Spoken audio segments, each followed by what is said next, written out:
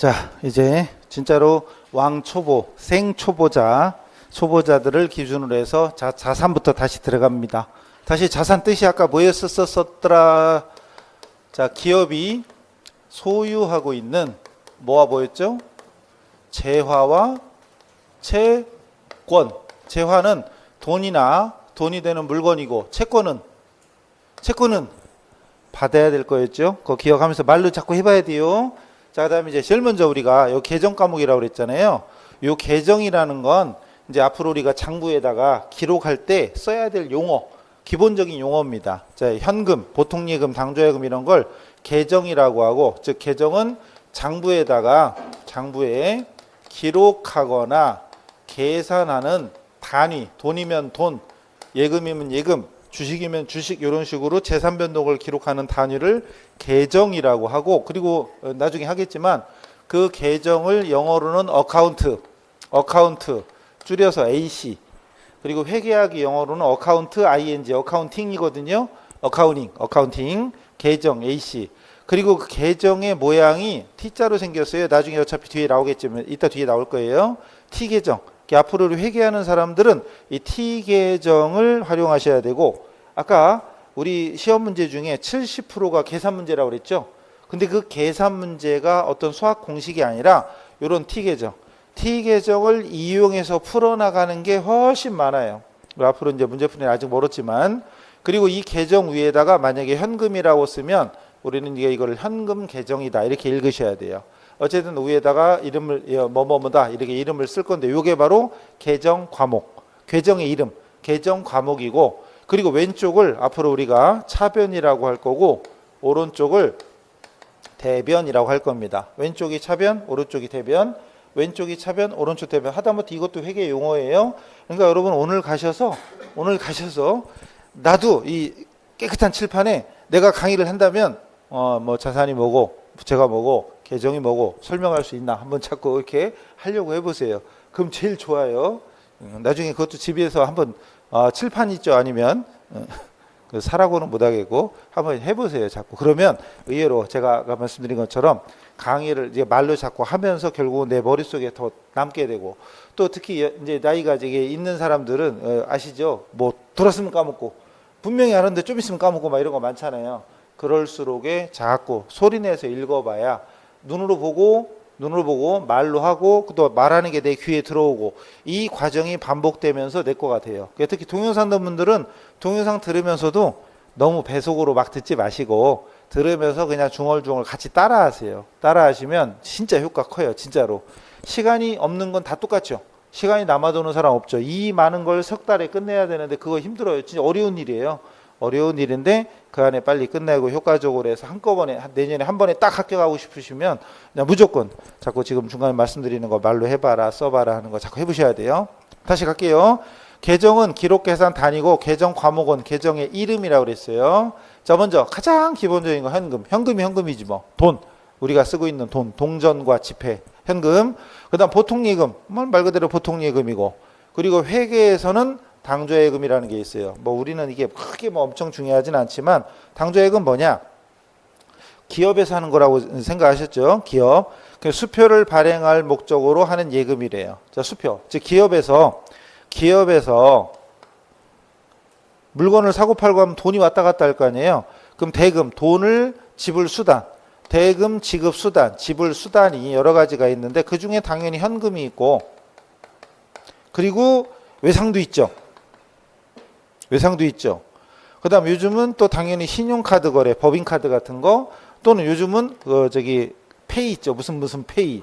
이런 걸 이용해서 할 수도 있고. 자, 계좌이체 이거 당연한 거고. 그 다음 이건 너무나 당연한가 이건 중요한 게 아니고, 이제 우리 회계를 하다 보면 늘상 앞으로 보일 것이 수표라는 것과 어음이라는 거.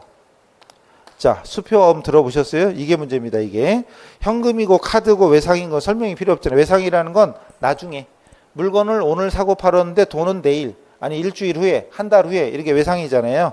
외상. 이건 설명할 필요가 없는데, 수표나 어음은 우리 회계하다 보면 앞으로 계속 나오게 돼 있어요.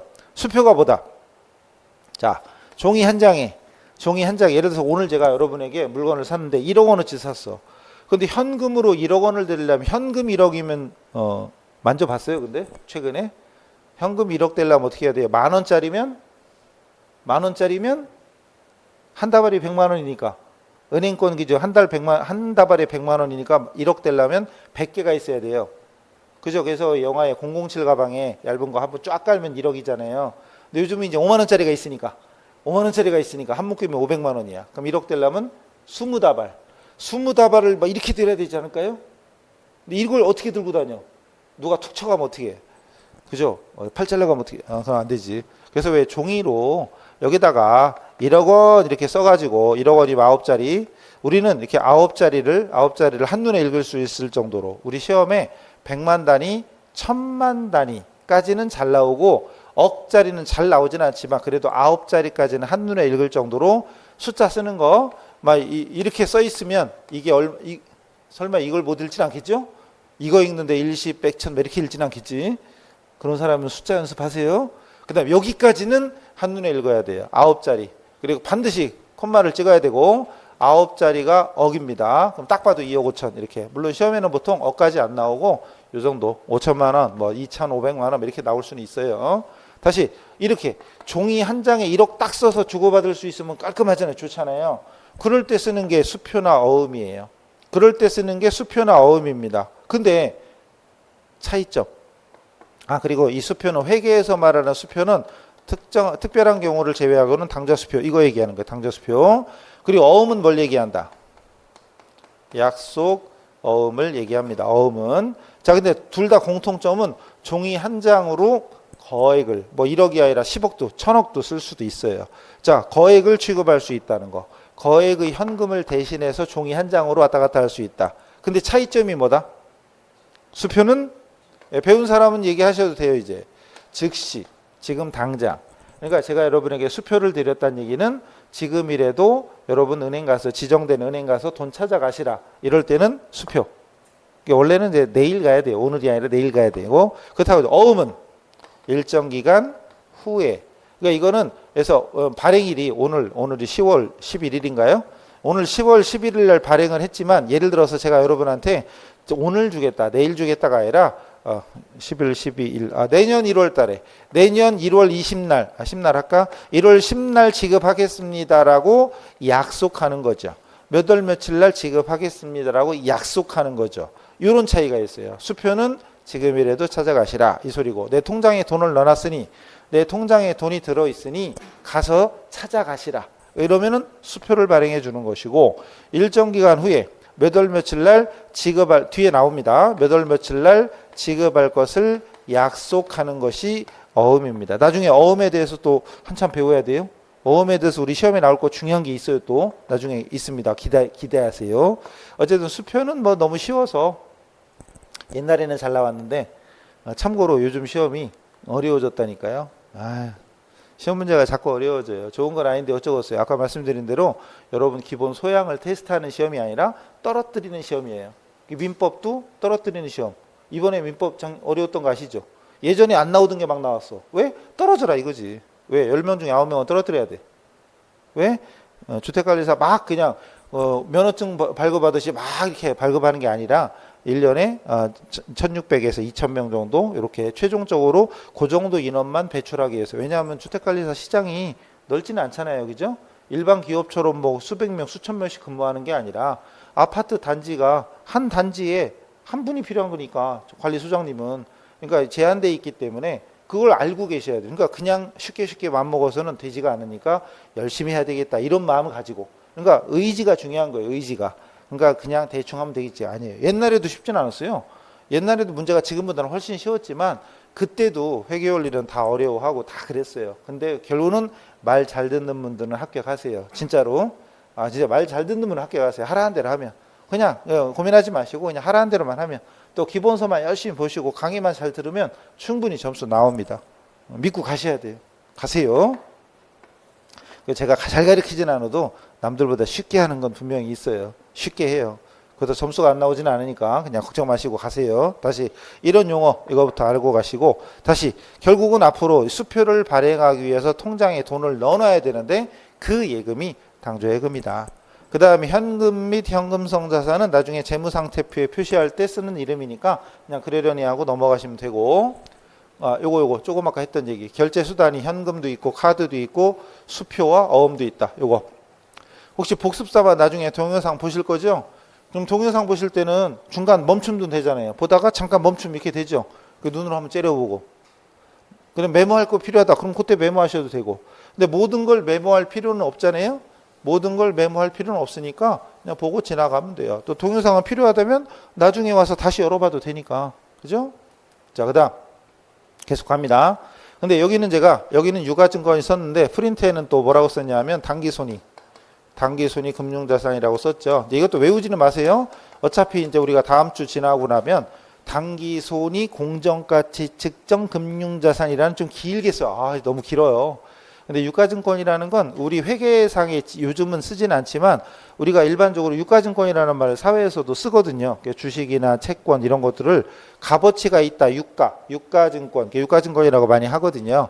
그래서 우리 단기 투자 목적으로 주식 같은 걸 사서 보유하고 있다면 그거를 우리가 유가증권이라고 했다. 용어로 외우는 게 아니에요. 진짜 용어는 이거야. 당기손익 공정가치 측정 금융자산 요겁니다. 여러분 책에도 41쪽 맨 위에 나오는 그거거든요. 근데 이거는 어차피 다음 주 지나요. 다음 주 지나서 어차피 이거 되게 중요해서 한두 시간 할 거예요. 오늘은 그런 거 신경 안 써도 돼. 이렇게 주식을 사고 팔 때 원래는 유가증권이라고 했구나. 당기손익 금융자산이라고 중간 생략하고 당기손익 금융자산이라고 프린트에 지금 페이지가 없네. 참 누가 그랬어 이거. 1페이지 페이지가 안 써 있네. 어쨌든 거기 표 안에 있죠. 그 다음에 제일 중요한 거 상품. 자, 우리 지금 회계는 누가 한다고 그랬어요? 기업이 한다고 그랬죠. 내가 기업이다. 여러분 스스로가 물건을 사고 파는 기업이다 라고 생각하시고, 그럼 잘 보세요. 판매를 목적으로 구입한 물품. 판매 목적. 여기 신발 가게다. 그럼 신발이 상품이고, 옷 가게다. 그럼 옷이 상품이고, 자전거포다. 그럼 자전거가 상품이고, 그리고 여기 커피숍 있다. 그럼 파는 커피나 차 이런 게 상품입니다. 상품이라는 건 판매를 목적으로 하는 물품을 상품이라고 해요. 상품이라는 게 정해진 게 아니에요. 만약에 자전거인데 자전거포에서 자전거는 상품이지만 우리 아파트 단지 내에 여러분 아파트 사시는 분 혹시 아파트 사시는데 거기 일하시는 분들이 우리 단지가 커. 걸어다니면 여기서 끝까지 가려면 20분 걸려. 너무 큰가요? 그런데 있죠? 근데 오토바이 같은 거 없어요 혹시? 오토바이 있는데 없어요? 오토바이 이런 거 이용해서 왔다 갔다 할 수 있다면 그건 자전거도 있죠. 순찰용 자전거 있을 수도 있죠. 근데 여기서는 그런 거 나는 팔려고 사온 게 아니라 내가 쓰려고 샀다. 그럴 때는 상품이 아니에요. 판매 목적으로 하는 게 상품이다. 꼭 기억하시고, 제품은 나중에 배웁니다. 판매를 목적으로 내가 제조하는 거, 내가 만들어 팔면은 제품이라고 하고, 외부에서 사다가 파는 건 상품이라고 하고, 내가 만들어 파는 건 제품이라고 합니다. 이건 나중에 하고요. 자, 오늘은 상품만, 딴 거 필요 없고, 소모품, 사무용 문구류, 볼펜, 노트, 칼, 지우개 이런 것처럼 사무용 소모품 이런 걸, 문구류 이런 걸 소모품이라고 합니다. 전부 다 팔면 돈 생기는 거 자산이죠. 회사의 재산입니다. 그 다음 토지, 건물, 기계, 차량, 비품. 솔직히 이건 거의 설명이 필요 없겠죠. 근데 공통점이 있어 다. 전부 다 공통점이 있어요. 사용할 목적. 토지가 토지고 건물이 건물이고 기계가 기계고 차량이 차량이죠. 비품이라는 건 사무용 책상, 의자, 가구, 컴퓨터, 복사기, 전화기, 팩스 이런 것들이 다 비품입니다. 이런 우리 학원에서는 칠판이나 캠코더나 이런 빔 프로젝트 이런 게 비품이에요. 자, 근데 전부 다 공통점이 뭐다? 사용할 목적. 즉 만약에 제가 컴퓨터를 샀는데 팔려고 사왔어요. 우리 중간에 전자제품 매장 있잖아요. 용산 유명하죠. 용산 같은데 전자제품 매장에서 컴퓨터 샀어요. 노트북 샀어요. 왜? 팔려고 샀겠지 걔들은. 그럼 걔네들은 뭐라고 해요? 걔네들은 상품이고 우리는 내가 쓰려고 샀으니까 비품이에요. 그러니까 사용할 목적, 영업용이라는 건 내가 쓴 우리 회사에서 쓰려고 하는 것이 토지, 건물, 기계, 차량이다. 근데 만약에 여러분이 부동산 매매업을 한다. 부동산 매매업을 하는데 이번에 땅 샀어요. 양평에. 땅 10,000평 샀어요. 그거 뭐라고 해야 돼요? 여러분은 그죠? 여러분은 상품인 거지. 나는 부동산 매매업이니까 그 부동산이 상품인 거예요. 근데 우리 일반 기업에서 땅을 샀다. 주차장으로 쓰려고, 우리 회사 건물 지려고, 공장 지려고, 창고 지려고 땅 샀다. 그러면 토지. 내가 쓰려고 샀으니까. 그러니까 뭐가 다른 것이다? 물건 자체가 다른 게 아니라 목적이 다른 것이다. 꼭 기억하세요. 자, 그럼 토지, 건물, 기계, 차량 이런 거를 나중에 배우신 분들은 이걸 통틀어 또 자산 분류가 있어. 자산 분류가. 이런 걸 통틀어 뭐라고 하냐? 유형자산이라고 그래요. 유형자산. 근데 그런 것들은 나중에 뒤에서 따로 배우게 됩니다. 그래서 교재 42쪽에 보면 42쪽에 맨 위에서 두 번째 4번에 유형자산 있잖아요. 이거 나중에 뒤에 가면 배우거든요. 그러니까 책에 있는 거는 어느 정도 진도를 끝내고 나서 보면은 아무 문제가 없는데 오늘 진짜 초보자들 보면은 모르는 말이 너무 많아서 지금 프린트로 지금 대체하는 겁니다. 그렇게 이해하시고 계속 가요. 자, 그 다음 프린트 계속 갑니다. 그 다음 프린트로 가면 순서가 좀 다르네. 에이 참 누가 이랬어 이거. 순서가 좀 다르네. 대여금 차입금 나오고 막. 잠깐만요. 자, 여러분 책에 있는 프린트 순서로 가요. 프린트로. 그 다음에 토지 건물 다음에 뭐 있죠? 이것저것 좀 뺐는데 외상매출금과 외상매입금 있죠. 거기 중요한 포인트. 상품을 외상으로 팔면 외상매출금. 자, 이때 외상매출금은 물건을 팔았으니까 돈을 받아야 되죠. 받을 거니까 자산입니다. 그 맨 뒤에 자산 써 있죠. 그 다음 외상매입금. 물건을 외상으로 사왔다. 그럼 외상매입금 갚아야 되죠. 부채. 자, 중요한 건 상품을이에요. 상품을. 자, 근데 여러분 책에 그 프린트에는 아래서 밑에 게 중간에 미수금, 미지급금 보이거든요. 네 번째, 다섯 번째 미수금과 여긴 참 선급금하고 자산 따로 돼 있구나. 이 프린트는 자산하고 부채 따로 돼. 이 PPT 이거 잘못했네. 일단 안 돼. 프린트로 계속 갈게요. 프린트로. 이건 제끼고. 지금 이 자산하고 부채를 따로 떼어놔서 그래 이건 지금. 그 생각을 못했네. 자, 프린트로 보세요. 그 다음 외상매출금, 외상매입금 됐고, 그 다음 받으러옴 지급보험. 받으러옴 지급보험은 또 앞에 보면 중요한 게 있어요. 앞에 상품을 이렇게 시작했죠. 상품을 이렇게. 그래서 외상매출금, 외상매입금, 받으러옴 지급보험을 상품을 이라고 시작했죠. 사실은 프린트는 오늘 집에 가서 복습하실 때 보시라고 앞에만 놓은 건데 일단 이거 안 되겠다. 이거 보세요. 죄송해요. 앞에 보세요. 그냥. 지금 우리는 자산만 먼저 할게요. 아까 앞에서 여기서 아까 여기 안 나왔구나. 여기까지 됐죠. 그 다음 요거 됐고 자, 여기서부터 보세요. 자, 미수금 보세요.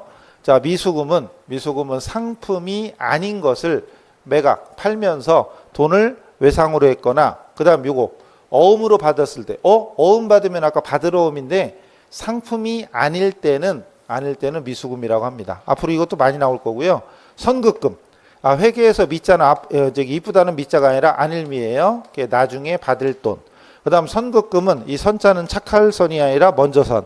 먼저 지급, 먼저 줬다. 즉 상품을 매입하기로 계약하고 대금 중 일부. 예를 들어 대표적으로 계약금을 미리 줬을 때 그걸 선급금이라고 하더라. 자, 미수금은 그 자체가 받을 거니까 자산이다. 어렵지 않죠? 지금 우리 자산만 먼저 하는 거예요. 복습할 때는 프린트 보고 하세요. 여기 보세요. 자산. 근데 선급금은 진짜 초보자들은 선급금이 왜 자산이지? 이런 분들이 좀 있어요. 자, 선급금이 자산인 이유는 자, 계약금 준 거 생각해봐요.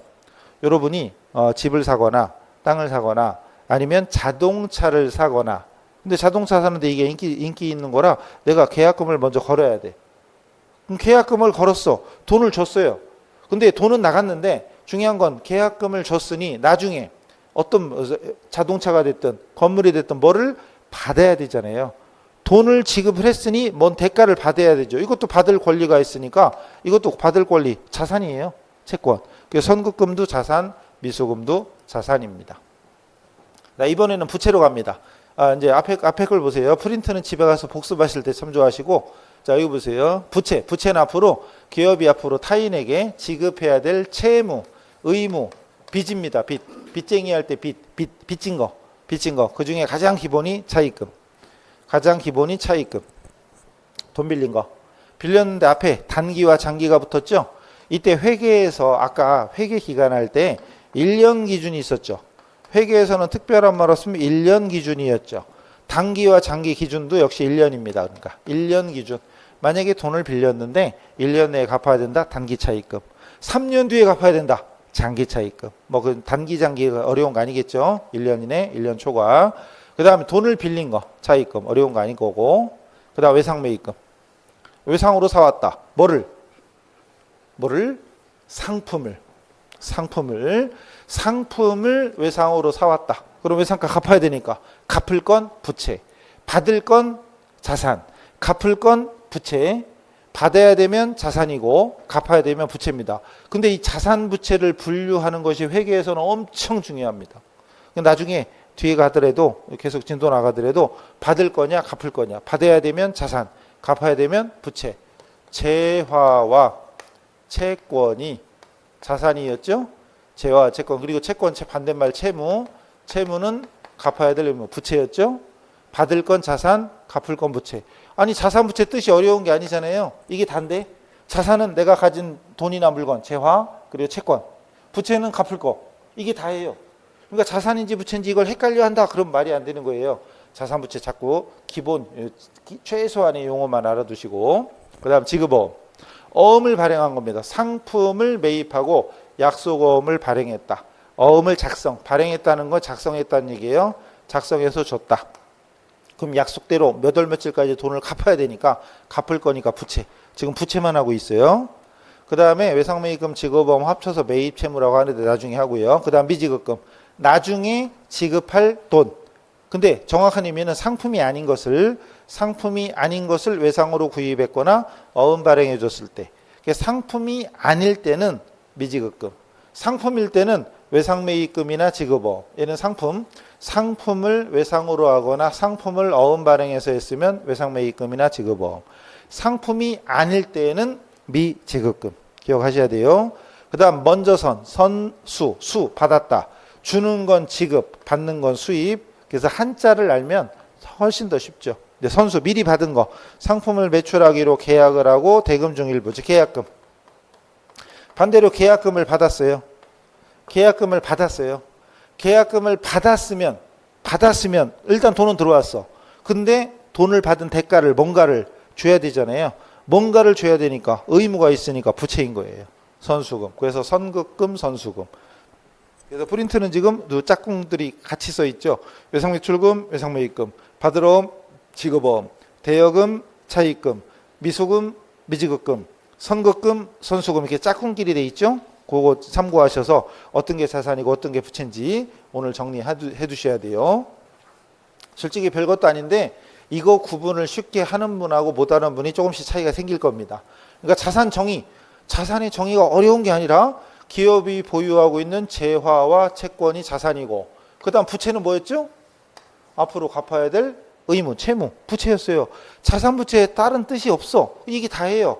자산은 기업이 보유하고 있는 재화와 채권, 부채는 갚아야 될 채무, 의무, 빚.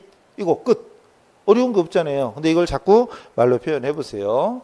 자, 그 다음에 자본은 따로 뜻이 없습니다. 솔직히 따로 정의가 없고 자산에서 부채를 뺀 나머지를 자본이라고 하고 순재산 또는 소유주 지분, 주주 지분이라고들 하더라. 이걸 자본 등식이라고 하더라.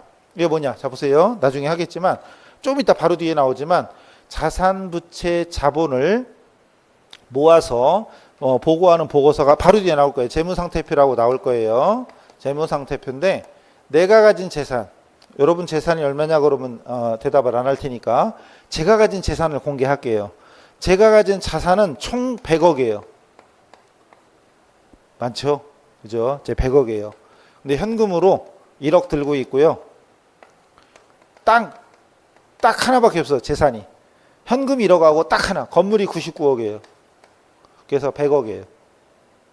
자, 근데 건물 99억짜리인데 은행에서 대출을 받아 샀거든요.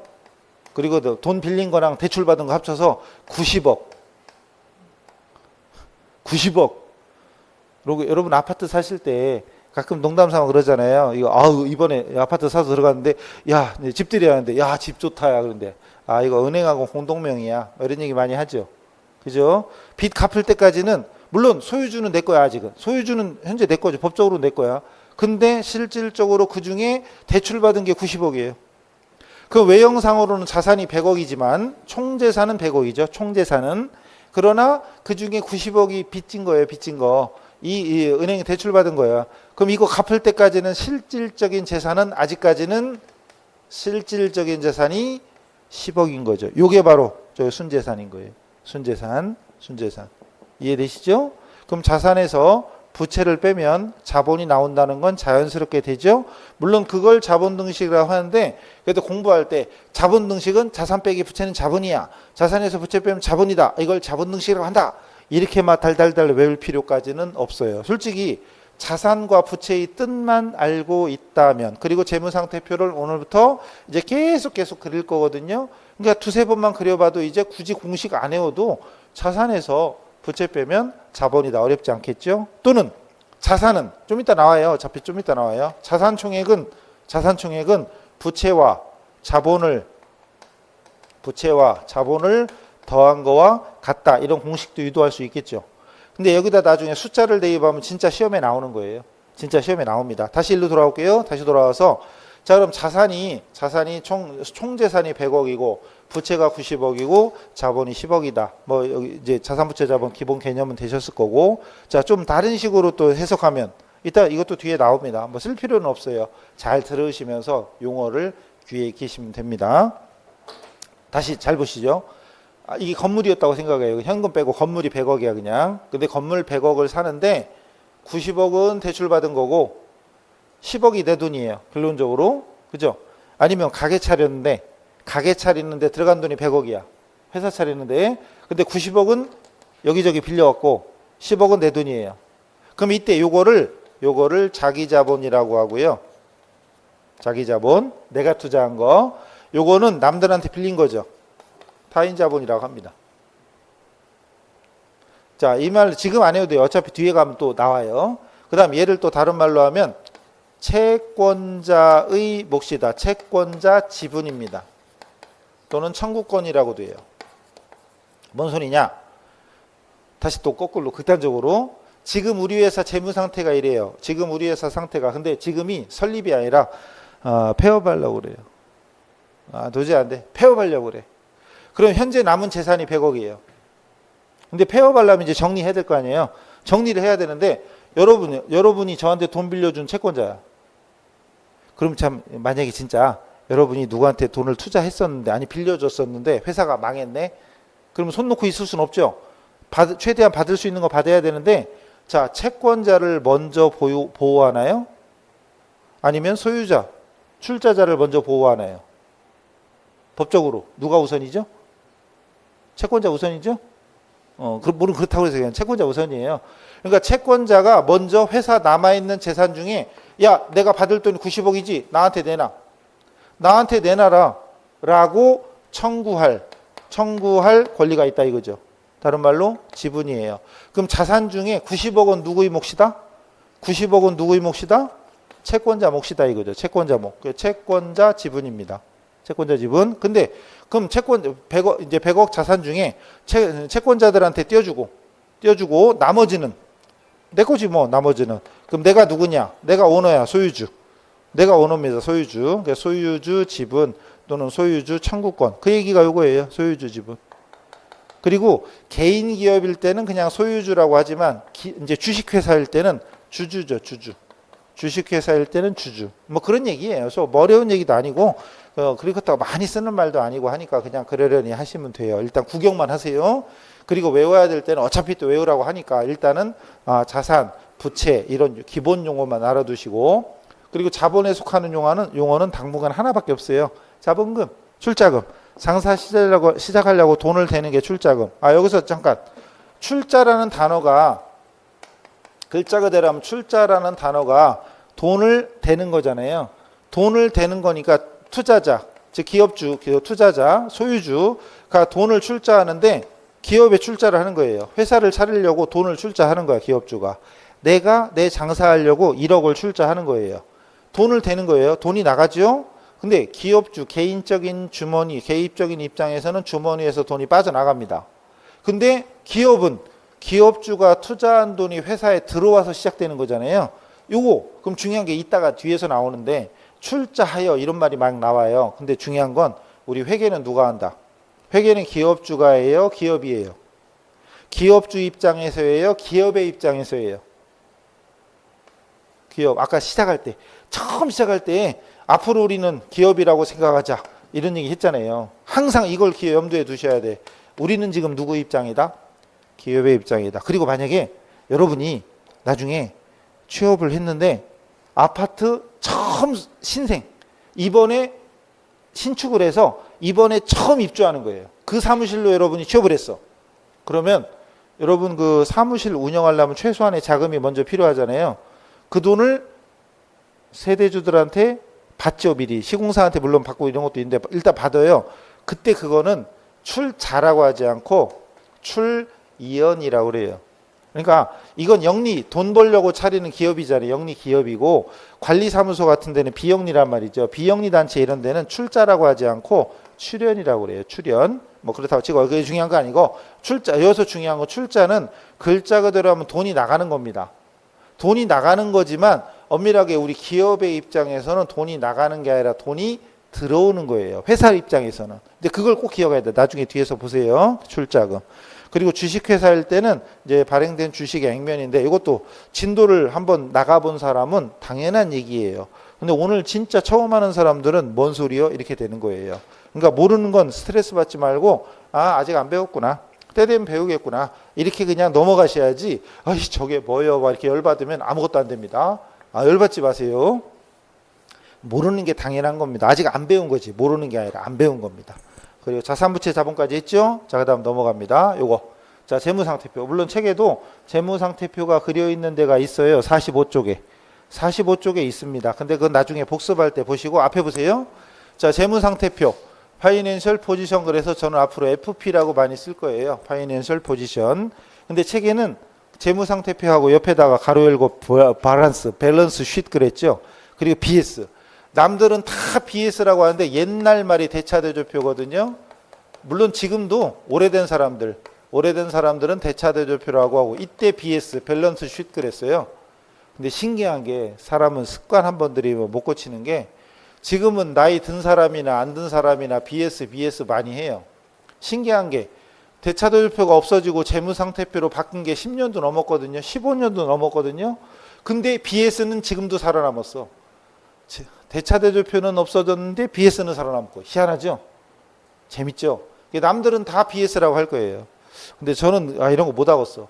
나중에 손익계산서가 IS인데 IS, BS가 딱 라임이 맞아서 그런지 근데 지금도 나이 많은 강사나 나이 젊은 강사나 다 BS라고 그래. 근데 저는 이렇게 안 할 거예요. 대차대조표가 없어진 지 15년도 넘었는데 재무상태표로 바뀐 지 15년도 넘었는데 이걸 안 쓰네. 어쨌든 근데 어차피 영어는 영어권에 쓰는 사람이 BS라고 지금 안 하거든요, 원래. 근데 어쨌든 저는 BS 안 쓸 거예요. 이렇게 할 거예요. 다시 재무상태표는 글자 그대로 일정 시점의 재무상태를 보고하는 보고서입니다. 여기서 중요한 게 시점. 그리고 재무상태는 자산, 부채, 자본. 아까 제가 그렸던 자산총액과 부채, 자본총액. 자산, 부채, 자본의 구조. 자산, 부채, 자본의 구성 상태, 자산, 부채, 자본의 구성 내역을 보고하는 보고서가 재무상태표다. 재무상태를 보고하는 보고서다. 중요한 건 일정 시점. 여기서 시점이라는 건 2000X1년 12월 31일 현재 이런 식으로 몇 월 며칠 현재 요거를 시점이라고 하죠. 몇 월 며칠 현재 2024년 10월 31일 현재 요걸 일정 시점이라고 합니다. 근데 요거 왜 중요하냐면 재무상태표는 일정 시점이지만 나머지는 전부 다 일정 기간이에요. 시점하고 기간이 다르죠. 근데 하다못해 이것도 바꿔라도 모르는 사람이 있어. 만약에 일정 기간의 재무상태표 이렇게 해도 모르는 사람이 있어요. 일정 기간의 재무상태하고는 아무 말이 안 맞는 거예요. 일정 기간은 몇 월 며칠부터 예를 들어서 1월 1일부터 12월 31일까지를 얘기하는 거고 재무상태는 일정 시점은 몇 월 며칠 현재를 얘기하는 거죠. 즉 여기 있는 자산은 12월 31일 현재 가지고 있는 자산이 얼마다 이 소리지 1월 1일부터 12월 31일까지 자산이 얼마다 이게 아니죠. 자, 자산은 여러분 현재 여러분 개인적인 자산이 얼마인지 정확히는 안 따져봤지만 대충은 아시죠? 내가 가진 내 명의로 된 집이나 차나 땅이나 주식이나 예금이나 따지려면 힘드시겠는데? 근데 대충 그냥 대충 내가 가진 재산이 얼마다 이 소리는 잘 생각해봐요. 1월 1일부터 10월 11일 오늘까지 10월 10일까지라고 쳐요. 어제까지 1월 1일부터 10월 10일까지 자산이 얼마다? 가만히 생각해보면 말이 되나? 아니면 10월 10일 현재 자산이 얼마다? 이건 말이 되는 거죠. 근데 1월 1일부터 10월 10일까지 자산이 얼마냐? 그건 좀 이상하죠. 만약에 1월 1일도 현금이 1억이 있었고 현금을 하나도 안 썼어. 1월 1일 1억, 1월 2일도 1억, 1월 3일도 1억, 2월, 3월, 4월, 5월, 10월 10일까지 1억 그대로 있어. 그러면 가서 봐. 1월 1일부터 10월 10일까지 며칠이죠? 31일, 1월 31일, 2월 28일, 3월 31일, 4월 30일, 5월 31일, 6월 30일, 7월 31일, 8월 31일, 9월 30일, 10월 10일이니까 10일. 이거 며칠이에요? 여기서 하면. 어려운데? 아니, 1월부터 9월까지 하면 9달, 3, 9, 27, 270일에 요거 하면 280일. 대충 합시다. 280일. 그럼 하루에 1억씩 있었으니까 1월 1일 날 1억씩 있었으니까 그럼 280억 있는 거예요, 지금? 이거 말이 안 되는 거 아시죠? 말이 안 되는 거지. 일정 기간의 재무 상태 그럼 말이 안 되는 거예요. 근데 하다못해 그것도 나중에 문제 나오면 틀린 문장이 되는 거예요. 근데 시점하고 기간을 헷갈리면 안 됩니다. 그래서 재무상태표는 시점이에요. 자, 재무상태표는 몇 월 며칠 현재 시점이에요. 재무상태. 아까 이거 설명드렸죠? 자산총액은 부채와 자본 더한 거와 같다. 이건 재무상태표 등식이에요. 그렇다 여러분이 재무상태표 등식, 자본 등식 달달달 외울 필요 없어요. 머릿속에 이거는 외우세요. 재무상태표를 약식으로 간단하게 약식으로 그렸을 때, 자 왼쪽을 아까 뭐라고 그랬죠? 왼쪽을 차변, 오른쪽을 대변이라고 했죠? 대변. 그 차변에 뭘 적자? 자산을 적자. 대변에는 부채와 자본. 이건 외우세요. 오늘 당장, 오늘 지구가 멸망하더라도, 오늘 여기에 미사일이 떨어지더라도 이거 오늘 외우세요. 이건 무조건 외우세요. 물론 여러분 책에는 조금 더 자세히 써놔가지고 좀 어렵게 써놨어요. 그 대변에 또 뭐라고 써놨냐? 아까 제가 여기다 타인 자본 이런 얘기 아까 썼었죠. 자기 자본 이런 얘기 썼었죠. 그리고 아까 여기 채권자 지분 청구권, 그리고 여기는 소유주 지분 이거 아까 썼었잖아요. 그래서 책에는 그래서 결국은 이 대변에 있는 것들이 자금을 어떻게 조달했는지, 자금의 조달. 그래서 45쪽에 보면 재무상태표 그림이 있긴 있는데 조금 더 자세히 돼 있는데 맨 밑에 줄에 뭐 써 있어요? 자금의 조달 원천 보입니까? 이거 자금을 어떻게 조달했느냐, 남한테 빌렸느냐, 내가 투자했느냐 이거죠. 그리고 차변은 뭐냐? 이렇게 투자한 돈을 이렇게 자본을 조달한 것을 어디에 사용했는지, 현금으로 들고 있는지, 아니면 상품 사는 데 썼는지, 아니면 건물 샀는 데 썼는지, 즉 돈을 어디에 사용한 거, 즉 차변의 운용입니다. 그 돈을 어디에 사용했는지, 운용이라고도 하고 사용이라고도 하고. 그래서 여러분 책에는 차변 쪽에 자금의 활용 또는 운용 상태라고 써 있는 겁니다. 근데 이거는 나중에 어느 정도 진도를 나가고 나서 해도 되고, 오늘은 이런 얘기는 필요 없어요. 그냥 무식하게 합시다. 오늘은 무조건 자산은 차변, 부채와 자본은 대변. 이거 외우세요. 무슨 일이 있어도 그거는 외워놓으세요. 진짜 중요한 겁니다. 그래서 앞으로 우리 회계에는 일정한 원리 원칙이 있는 건데 그 원리 원칙 중에 진짜 중요한 게 요거. 자산은 차변, 부채와 자본은 대변. 이건 무조건 외우세요. 그 재무상태표 차변에 자산이 오고 대변에 부채와 자본이 온다. 왜 따지지 마세요. 그냥 수백 년간 그렇게 해왔어. 그냥 그러려니 하고 넘어가세요. 왜 눈이 눈이고 왜 코가 코야 이렇게 따지면 할 말이 없어요. 제가 그냥 자산은 차변, 부채, 자본, 대변 외우시고요. 자, 넘어갑니다. 그 책에는 좀 더 자세히 돼 있는데 그런 거 일단 신경 쓰지 마시고 일단 넘어가요. 그리고 여러분 책에 또 46쪽에 보면 재무상태표도 좀 다른 식으로 보고식이라는 것도 있는데 다 신경 쓰지 마시고요. 나중에 때가 되면 할 겁니다. 때가 되면 할 거예요. 그래서 지금은 완전 생 기초용어로만 알아두시고 넘어가서 48페이지 재무성과.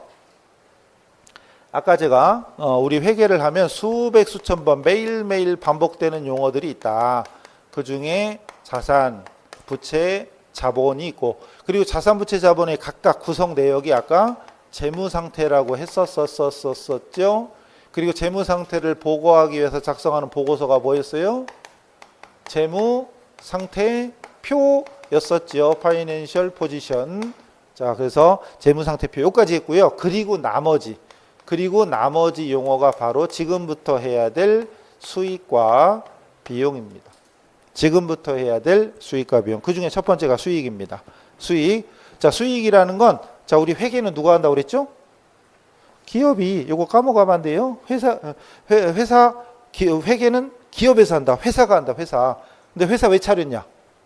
왜 차렸죠? 돈 벌려고. 돈 벌려고. 그래서 영업활동 결과 돈을 버는 거예요. 그 돈을 버는 건데 책에다가 돈을 버는 거 이렇게 쓰면 좀 창피하잖아요. 없어 보이죠. 그래서 뭐라고 써느냐? 자본의 증가를 가져오는 원인. 돈을 벌면 재산이 증가할 거 아니에요. 결과적으로 자본이 증가되는 원인, 그거를 수익이라고 합니다. 재산이 증가돼요. 근데 그거 말고 무식하게 합시다. 돈 버는 거. 아니, 장사해서 돈 버는 걸 수익이라고 그래요. 장사해서 돈 버는 거. 근데 결론적으로는 순재산이 증가다 이거죠. 그렇게 넘어가시고, 그 다음에 여기에 속하는 계정 과목. 첫 번째 매출. 이게 상품 파는 거예요. 상품 파는 게 매출이고요. 그 다음에 임대료. 임대라는 단어 아세요? 임대? 내가 뭔가를 누군가에게 빌려주는 거죠. 건물이나 토지나 기계 같은 거를 빌려주는 걸 임대라고 하잖아요. 임대하고 사용료 받는 거. 그게 바로 임대료. 여기서 주의할 점. 임대료와 좀 이따 나오는데 임대료와 임차료를 구분하셔야 돼요. 자, 우리 회계 안 배운 사람들 아니면 회계를 모르는 사람들은 만약에 여기 여러분이 이 상가 건물주예요. 근데 여기 세입자들 있죠? 우리 건물만 해도 밑에 1층에 식당도 있고 편의점도 있고 뭣도 있고 하지만 이런 데다 세워서 사는 거 아니겠어요? 여러분이 건물주야 여기. 여러분이 건물주야. 그럼 좋겠죠. 그죠? 건물주야. 그리고 세입자들한테 집세를 받아. 월세를 받아. 이때 월세를 받는데 그게 바로 뭐예요? 그게 바로 임대료예요. 그죠? 근데 우리 실생활에서 상식적으로 어떤 사람들이 자영업자들이 임대료 부담이 크다 막 이런 얘기 안 해요? 심지어 기사에도 임대료라고 나와. 이 소상공인들이 임대료 부담이다. 임대료가 올라서 이러잖아요. 임대료 올라서 임대료 내는 게 부담이다. 그러니까 인터뷰하면 임대료가 올라서 임대료 내기 어렵다. 막 이런 얘기 하죠. 임대료를 내는 거예요. 회계는 구분해야 돼요. 임대료는 내는 게 아니에요. 임대료는 받는 거지. 즉 누가? 건물주가 받는 걸 뭐라고 하고? 임대료. 근데 세입자가 내는 건, 월세 내는 건 임차료예요. 달라요. 회계에서는 반드시 구분해야 돼요. 헷갈리면 안 돼요. 헷갈리면 안 됩니다. 나중에 문제 나왔는데 임차료가 나왔는데 받는 거야 이러면 안 돼요. 임대료가 나왔는데 주는 거야 이러면 안 돼요. 임대료는 받는 것이고 임차료는 주는 겁니다. 내는 거. 월세를 내는 사람은 임차료. 건물 임대차라고 들어보셨어요? 돈을 빌려주고 빌리는 건 금전대차라고 하고 대여와 차입. 그 다음에 부동산을 매매하는 건 매매고, 그 다음에 임차 계약서 이름이 뭐예요? 부동산 임대차 계약서잖아요. 공인중개사 시간이 아니지만 임대차는 임대와 임차죠. 임대와 임차잖아요. 임대는 빌려주는 거고 임차는 빌리는 거죠. 그래서 임대료와 임차료 절대적으로 헷갈리시면 안 돼요. 임대료는 받는 거다. 수익이고 임차료는 좀 이따 하는 거 비용이에요. 나가는 거. 자, 수수료 수익. 수수료 받으면 수수료 수익. 누군가에게 대신 일을 해주고 수고비, 수수료 받았다. 수수료 수익. 그 다음에 이자 받으면 이자 수익. 배당금 받으면 안 써있죠. 안 써있지만 배당금 받으면 배당금 수익. 이자 받으면 이자 수익. 수수료 받으면 수수료 수익. 그 다음에 여기 금융자산이라고 해서 주식이나 채권 이런 걸 금융자산이라고 그래요. 금융자산을 처분하고 이익이 생겼다. 즉 비싸게 팔았다. 그럼 금융자산 처분이익. 반대로 손해봤으면 금융자산 처분 손실 나중에 나오고요. 그 다음에 건물, 토지 이런 걸 유형자산이라고 하는데 유형자산을 처분하고 이익 생겼다. 그럼 유형자산 처분이익 이렇게 말을 만들면 돼요. 이거 지금 당장 안 해도 돼요. 그냥 보세요. 그리고 지금처럼 무슨 이익, 무슨 처분이익이라고 만들 만큼 이익이 이제 중요하다 그럴 때는 따로따로 쓰면 되는데 이익은 생겼지만 금융자산 처분이익이나 유형자산 처분이익처럼 뭐 중요성이 떨어진다, 잡다하다 그럴 때는 잡이익. 돈을 벌긴 벌었는데 금액이 적어. 금액이 적고 중요하지 않아. 그럴 때는 잡이익. 예를 들어 폐품 처분이익 이랬죠. 그 다음에 이제 이번에는 비용. 그래도 자 수익은 돈 버는 거였고 비용은 반대로 돈을 벌기 위해서 쓰는 거죠. 돈을 벌기 위해서 돈을 쓰는 겁니다. 돈을 벌기 위해서 소비, 사용하는 거, 돈 벌기 위해서 쓰는 거. 근데 책에다 쓰는 거 이렇게 쓰면 없어 보이니까 어쨌든 여기서 뒤부터 읽으면 수익을 창출하기 위해서 소비되는 수익, 돈 벌려면 쓰는 게 있어야 되잖아요. 그게 비용이다. 근데 저 회계적인 용어로는 자본의 감소를 가져오는 원인이다. 이렇게 설명을 해놨어요. 시험에 나올 때는 저렇게 나옵니다. 참고로 하시고. 그 다음 그 매출원가가 있어요. 매출원가. 매출된 상품의 원가. 상품을 팔았는데 만약에 100원에 사다가 원가 100원, 원가라는 말 들어봤잖아요. 원가 100원에 사다가 150원에 팔았어. 그럼 150원에 파는 걸 판매가, 매가라고 하죠. 매출액, 판매가. 그럼 100원에 사다가 150원에 팔았어. 그럼 장부에 적을 때 이걸 뭘로 적어요? 아까 수익에 있었던 매출. 얘는 매출한 상품의 원가니까 이게 바로 매출원가예요. 매출원가 비용. 임차료 나왔네. 아까 임대료의 반대말. 임차료. 남의 건물을 빌려 쓰고 월세 내는 건 임차료. 수수료 주면은 수수료 비용. 이자 주면은 이자 비용. 금융자산을 팔았는데 손해봤다. 금융자산 처분 손실. 주식을 싸게 100원에 사서 80원에 팔았다. 금융자산 처분 손실. 그다음 유형자산, 토지나 건물을 싸게 팔았다. 유형자산 처분 손실. 지금 당장 외워야 되는 거 아니니까 이런 게 이런 거 비용이구나. 손해 보는 거 이런 건 다 비용. 돈 나가는 거 비용이구나. 수익은 돈 버는 게 수익이고요. 돈 버는 건 수익이고 손해 보는 건 반대로 비용이에요. 돈 버는 건 결과적으로 수익이고 반대로 손해 보는 건 비용이에요. 손해 보면 재산이 줄어드니까, 자본이 줄어드니까. 그다음 잡손실, 잡다한 거. 월급 주면은 급여. 그다음에 직원들 복리후생 차원에서 지급하는 게 복리후생비. 거래처 접대를 위해서 쓰는 게 접대비. 여비교통비, 통신비, 수도강렬비. 이거 보면은 대충 뭔지 아시겠죠? 뭐 말 그대로 여비교통비. 그럼 전화요금 같은 거 통신비, 인터넷 요금. 그다음 수도, 전기, 가스, 수도강렬비.